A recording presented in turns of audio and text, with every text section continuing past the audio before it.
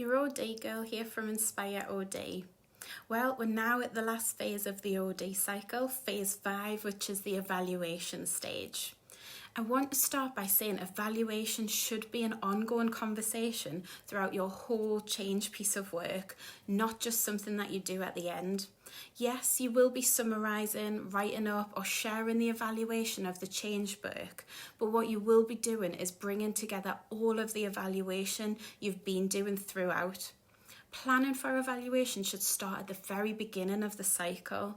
The reason for this is because the data that you collect in the early stages will form part of the evaluation. It's going to steer you and or your stakeholders in what the next steps are.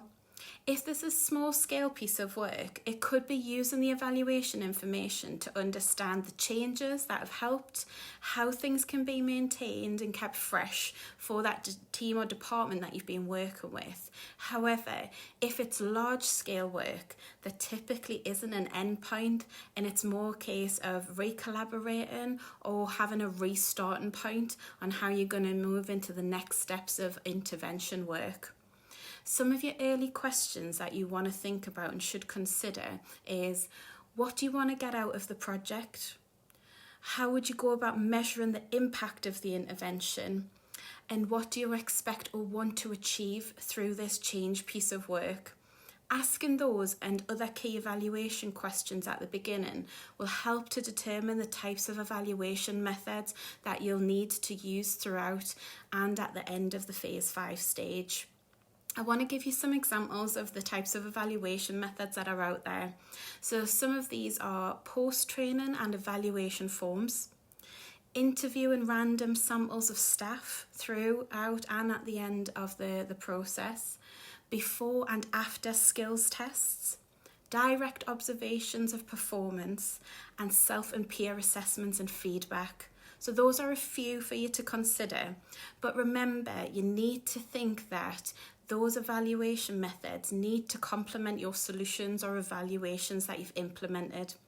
You wouldn't want to add a skills test if you hadn't actually tried to develop any new skill in a member of staff. You may have enhanced their knowledge on something, but you'd need to observe and evaluate that in another way.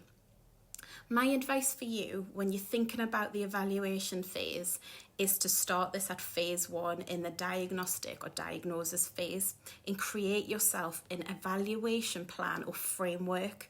It might morph and change a little throughout, but it'll give you a good foundation to ensure that you're thinking of the evaluation points throughout your change work. So a little bit to consider there, but just remember, start this from phase 1 and work it all the way through, because actually some of those evaluation points might help you change some of the interventions that you want to implement going throughout. Thank you for watching, and for those that are embarking on a change piece of work, good luck, and I hope that these videos of the OD cycle will help you out along the way.